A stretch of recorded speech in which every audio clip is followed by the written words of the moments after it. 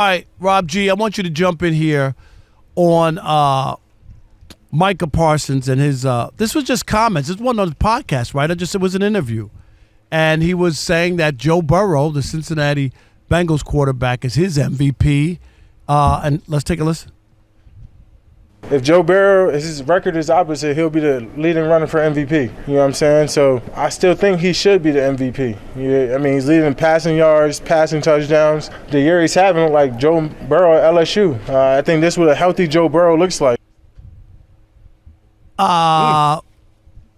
that was just like Rob G, he was being interviewed in the locker room. Well, they're right? playing each other on Monday night. So they were just asking about him, and he's like, "Yeah, Joe Burrow, my MVP." Okay, yeah. Dak was. What did he say about Dak before? He said he's Dak, all over the place. Dak. He mentioned the top 10 quarterbacks and didn't mention Dak, and then there was some other stuff. He's all over the map. But anyway, where are you? I'll let you go first on the idea. Yeah, because I think there's a big miss that he's somebody I wish would have asked him about. But go ahead.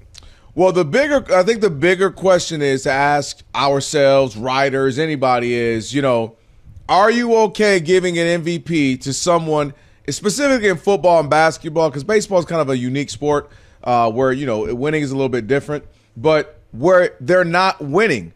And we just don't see that often at all, really. And I'm looking it up, and I'm thinking the only time we've seen this in football was a couple of times. You got to go way, way, way back. You got to go to 1967 with the Baltimore Colts, Johnny Unitas, and also the 1973 Buffalo Bills with O.J. Simpson. So this is something that along the way. But O.J. set the rushing record, right?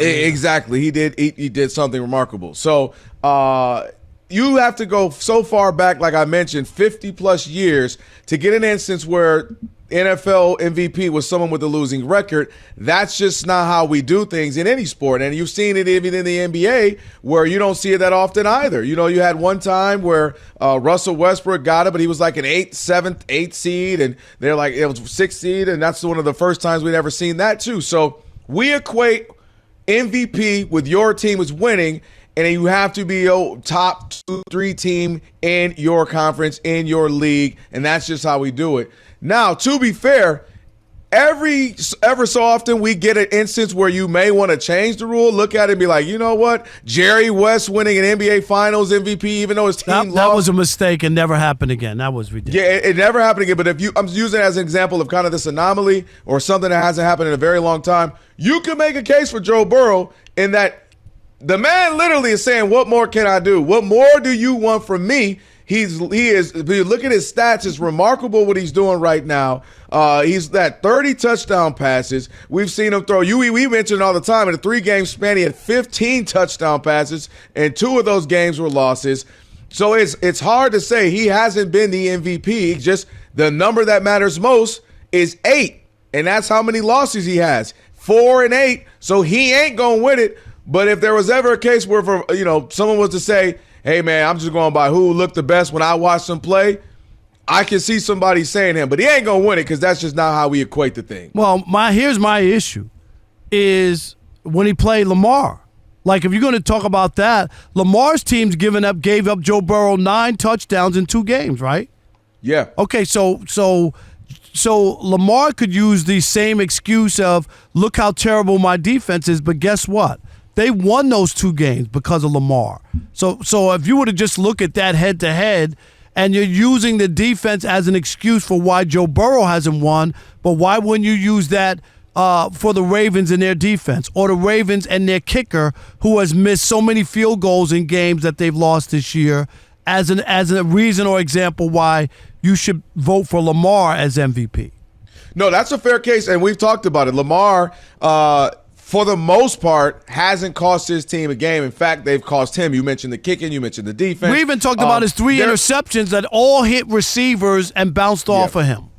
There have been a few plays he left to be desired. You would have wanted out there, but you can't pinpoint and say they lost because of Lamar in an instance. So he's been outstanding. But it is a conversation, that can somebody be great in a team sport and not have the team success? Sure, but they'd have to be like OJ. They'd have to have some sort of where they set a record.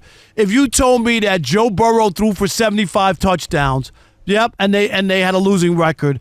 Joe Burrow will be the MVP. It'd have to be something of that ilk where you set some unbelievable record that hadn't been done in 50 years, and you played and did everything. Like that's the only situation to me that could change that. It is about winning. The reason that we play, we talk about sports has a short menu when it works for me. Sports has a short menu. Wins and losses. You said that. I'm just saying. I'm so glad you said that. Because Kansas City Chiefs rolling around their grave right now listening to you say that. No, but that's a fake 11 and 1. 11 and 1. 11 and 1, and you don't even want to talk about it. Lions running around 12 and 1. You don't want to talk about it. No, but Joe Burrow, look, he leads the NFL in passing yards, passing touchdowns. He's been spectacular. Third in touchdown to interception ratio with 30 and 5. I mean, fourth in passer rating. He has been spectacular, and you feel bad. Fourth in passer rating, huh? Fourth? Yeah, they lost some games, but to me, you have to be doing something special, a la, you mentioned O.J. Simpson rushing record, a la Russell Westbrook, and remember, he averaged a triple-double for a season, and we hadn't seen that before. Here's another demerit for Joe Burrow. His team is so bad, the defense, and they're down big all the time, that all he does is have to throw, like they give you cushion to allow you to throw the football, right? Because you can't run No, they're it. not down big, though. No, he be leading in some games. He's throwing some stuff, and it just – they can't keep it. Their defense is really bad. I'd have to look at some of the games, but I'm saying I get your point. He has to throw a lot. I get what you're saying. You can't run the football when your defense can't stop anybody. Look, everybody is going to be hard-pressed. Josh Allen has a very valid case. Saquon has a very valid case. But again, when I just watch, if I fell from Mars and you showed me this is the game of football and you showed me a few games and I saw that dude quarterbacking the Baltimore Ravens, I would be like, man, he look a little different than everybody else right now. I ain't going to speak on all time in history, but dang it, this year he looks different. So, I mean, it's hard for Joe Burrow isn't surpassing the competition enough right now for me to just say, let's do something historic. But it is an interesting conversation because, again, if it's the NBA, if it's football, again, baseball's a little bit different, but where can my team be a 8th seed in the NBA and I get an MVP? Or does it have to be? I hate when they do that and the NBA goes, well, who's the number 1 seed? Okay, who's the best player on the number 1 seed? Okay, well, that's your MVP. I hate that because sometimes it's not the case. The team's well-rounded. They got something going on good. Like, for instance, if it were this year, Jason Tatum doesn't have to be the MVP just because his team is the leading team in the East and he's the best player. No, if there's somebody else balling out, like, if it's Luka, if it's Kyrie, if it's Jokic or something who might be 4th, 5th, 6th seed, that doesn't mean they can't win it to me. So I'm not a big fan of that. But Joe Burrow's 4-8 is terrible. If he was sitting here maybe 6-6, you could, all right, he's in the mix a little bit. 4-8, you just can't do it. Rob G, you got something? Yeah, it's just a question because Rob's made it very clear that he thinks Lamar Jackson is the MVP. And based mostly on statistics. It's all his numbers are so out of this world, in your opinion, that he's the MVP. Kelvin has said on the show, I think on Monday, that Josh Allen, it's his to lose because they're the winning. Right. And he's the only guy that anyone really knows about. They don't have a 1,000-yard receiver. They don't have a tremendous running back like a Saquon Barkley, and he's winning. Derrick Henry. Yeah, and it's because of him. So in this situation, if you're just talking about the quarterbacks, it's really coming down to the numbers versus the wins. So if you're saying, Rob, you got to win to get this MVP, like at what point do you say, hey, Lamar's lost too much for me to consider it? Well, I mean, if they make the playoffs, if they win 10 games, I mean, wouldn't that 10-7 for you is okay, is enough? Well, for you to get the MVP? If you have 10 wins and he has the numbers that are like crazy and he leads in every category. So if Joe Burrow is 8-9, no, they got a losing record and they didn't make the playoffs. Like to me, you'd have to be extra special. So what I'm trying to say is where do you draw the line when it comes to that kind of stuff? Making the playoffs. Unless you set some sort of records, like 8-9 wouldn't do anything for me as MVP. He would have to his stats would have to be so much better than everybody in order to make that case. That's all. And I'm not saying I don't know how many games do the Ravens have left.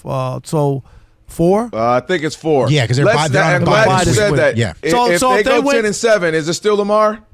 I don't know what numbers did he put up in those games, or If Say he he's stays got a on this, status on his quo, current stay- pace, yeah. you know what I'm the saying? current Yeah, pace. I mean his pace is way better than it was a year ago. He got 3 interceptions. He's going to wind up, say he has 40 touchdowns and 8 on the ground. I don't know how many does he have, 5 or 6? But I think he has 5. yeah, you know what I 5. mean. If he stays on that pace, and you look at the numbers, and he's leading in quarterback rating and all these other So things. if he finishes 45 touchdowns and 8 turnovers, that's a lot. I'm just, Yeah, you know. I'd have to look at the other people then. You know what I'm saying? So that's what I'm trying to understand. Yeah, I have is to look at it. where do you draw the line between? Well, it would his be- numbers are so great. His numbers have to be and wins. versus Josh Allen, whose numbers are not going to be that great. Right. But he's going to have the narrative behind him and right. the winning. I don't know. We saw this before, and sometimes like degree of difficulty. We saw that with the Tom Brady and Aaron Rodgers MVP. Yeah. Brady had better numbers, not way better, but he had better numbers. You remember Chris was the one who was saying Brady should win, and it was a whitewash. Aaron Rodgers won easily, but there were those signature wins. Remember he went to Arizona when they were undefeated, and he won a couple other big games that I think people looked at. So primetime games, so it depends. Last year, I thought that Lamar won and win. Christmas night against Brock Purdy, right? When he destroyed the 49ers on the road. You remember? Everybody was like, oh, Brock's the MVP. And it wasn't even close after that game. So something like that could happen. I think I get with Rob G. The question becomes, and we all have to kind of do this year by year. Is it just the record? Because again, what if the Lions don't win again and don't lose again, and they're sitting there at 16-1? Are people going to go, well, it's got to be Jared Goff's because they're 16-1 and he's put up good numbers, maybe not great, and that's where we all still don't know the answer to the MVP. Is it just flat out the best player, Michael Jordan for all those years? No, LeBron for all because we those haven't years? seen it. It hasn't been that. I mean, Right, that's what I mean. So it becomes like, well, what does it mean to you, a vote? I What just does it think- mean to you in baseball? I think it's a 'Cause you have a vote. I think it's a Or combination. not Hall of Fame, I'm sorry. Yeah, I just think it's a combination. To me, you got to win. Like make the playoffs or you can't be an also-ran team playing games that don't matter. I think that is different.